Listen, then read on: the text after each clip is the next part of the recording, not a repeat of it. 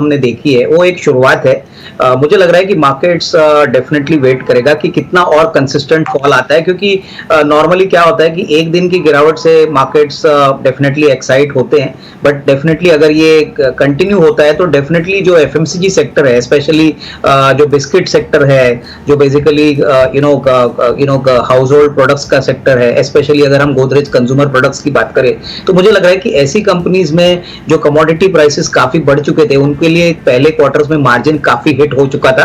तो डेफिनेटली इसका इंपैक्ट आपको शायद जून के क्वार्टर में देखने को ना मिले, लेकिन जुलाई टू सितंबर के क्वार्टर में आपको डेफिनेटली थोड़ा बहुत रॉ मटेरियल कॉस्ट का जो सॉफ्टनेस है उसका इंपैक्ट इनके इबिटा मार्जिन्स में पॉजिटिवली प्ले आउट होगा। तो मैं समझता हूं कि देखिए, अगर आज ब्रिटानिया या गोदरेज कंज्यूमर प्रोडक्ट्स या डाबर या मरीको ऐसे कंपनीज में अगर थोड़ी बहुत भी अगर माइल्ड करेक्शन या कोई सेल ऑफ देखने को मिलता है तो डेफिनेटली खरीदने के मौके रहेंगे।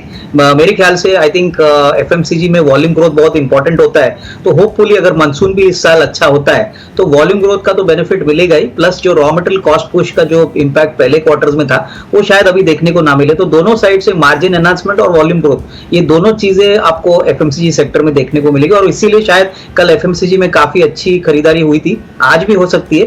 तो net I think we should keep our fingers crossed कि कमोडिटी प्राइसेस सॉफ्ट हो जाए तो दोनों तरफा ये कंपनीज को फायदा होगा।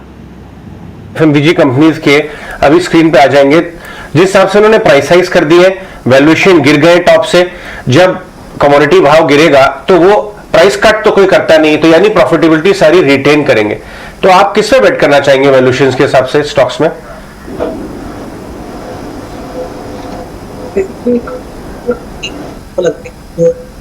एसआर सेक्टर है, वहां पे डॉक्टर बेक्टर फूड्स काफी सिग्निफिकेंटली गिरा है। मेरे ख्याल से पिछले एक दो क्वार्टर्स में इनको मार्जिन प्रेशर काफी था, क्योंकि कमोडिटी प्राइसेस के कारण इनके रॉ मटेरियल कॉस्ट बढ़े थे।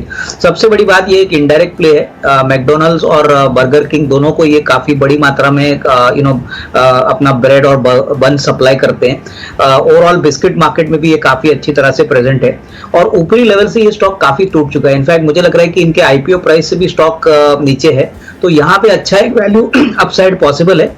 और दूसरा जो बड़ा प्लेयर है बिस्किट्स में, मुझे लग रहा है कि ब्रिटानिया को देखिए, क्योंकि ब्रिटानिया काफी बड़ा कस्टमर है व्हीट के लिए।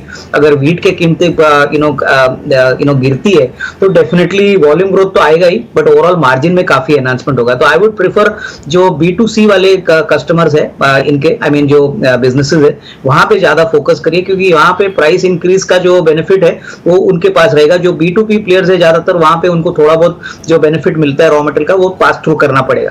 तो डॉक्टर बैग और ब्रिटानिया मुझे लग रहा है कि आज के बाजार में अच्छी खासी अपसाइड देखने की काबिलियत रखते हैं, और even investment point of view से अगले 6-12 महीने के लिए अगर होपफुली कमोडिटी प्राइसेस गिरते हैं तो ये दो स्टॉक्स में आपको अच्छी अपसाइड देखने को मिलेगी। अविनाश जी, गुड मॉर्निंग। आपसे बैंकिंग सेक्टर पर आपका नजरिया मैं जानना चाहती हूँ, क्योंकि अब result season round the corner है। उससे पहले जिस तरह से Q1 अपडेट्स एक एक कर आते हुए दिख रहे हैं, आरबीएल बैंक के Q1 अपडेट आते हुए दिखे, कल भी कई सारे बैंक्स के अपडेट्स पर हम बातचीत कर रहे थे, और लगातार बैंकिंग सेक्टर फोकस में भी है। क्या लगता है बैंकिंग सेक्टर के लिए Q1 FY23 कैसी रह सकती है, और यहाँ पर आपके पसंदीदा शेयर्स कौन से होंगे? हमको एक्सिस बैंक और आईसीआईसीआई बैंक काफी पसंद है। इनफैक्ट हमको लग रहा है कि एक्सिस बैंक काफी समय से अंडर परफॉर्म कर रहा है, लेकिन अगर एसेट क्वालिटी की बात करें, लोन बुक ग्रोथ की बात करें, तो डेफिनेटली इन्होंने काफी काम डिजिटाइजेशन पे भी किया है। इनका यूपीआई जो वॉल्यूम है वो सबसे ज्यादा है। मेरे ख्याल से आई थिंक नंबर्स अगर अच्छे आते हैं तो यहाँ पे सबसे अच्छा बाउंस बैक आपको एक्सिस बैंक में देखने को मिलेगा। ऑलरेडी आईसीआईसीआई बैंक ऑलरेडी एक अपवर्ड ट्रेंड दिखा चुका है, लेकिन जिस प्रकार की एसेट क्वालिटी, जिस प्रकार का लोन बुक ग्रोथ, और प्लस इनके जो सब्सिडरीज है जैसे कि इंश्योरेंस है, जनरल इंश्योरेंस है, यहाँ पे अच्छी खासी अपसाइड अभी भी पॉसिबल है। मेरे ख्याल से पब्लिक सेक्टर बैंक्स में एसबीआई काफी अट्रैक्टिव लग रहा है, लेकिन मैं ये भी कहना चाहूंगा कि अभी हाल ही में रिपोर्ट्स आए हैं कि जो ट्रेजरी लॉसेज है वो शायद Q1 में पब्लिक सेक्टर बैंक्स को शायद थोड़ा सा और परेशान करे। तो हो सकता है कि ये एक छोटा सा नेगेटिव सरप्राइज हो सकता है मार्केट्स के लिए। कितना बैंक टू बैंक स्पेसिफिकली ये रहेगा, but definitely private sector banks are well positioned, और मुझे लग रहा है कि छोटे बैंक्स में आप फेडरल बैंक में भी देख सकते हैं, कासा रेशो भी बढ़ चुका है, लोन बुक ग्रोथ भी बढ़ चुका है। तो overall banking sector should do well, और मुझे लग रहा है कि कहीं ना कहीं अगर होपफुली कैपेक्स साइकिल वापस शुरू होता है तो इसका इंपैक्ट डेफिनेटली बैंकिंग सेक्टर के ज्यादा बड़े प्लेयर्स को बेनिफिट होगा। मुझे लग रहा है कि एमपी जो काफी अच्छा पॉजिटिव सरप्राइज दिखाएगा वो ऑटो सेक्टर में महिंद्रा एंड महिंद्रा रहेगा। इनके जो अप्रैल के और जून के नंबर्स आ गए हैं, इसमें क्लियरली एक बात विजिबल है कि यूटिलिटी व्हीकल स्पेस में, ट्रैक्टर स्पेस में बहुत ही दमदार नंबर्स वॉल्यूम के आ गए।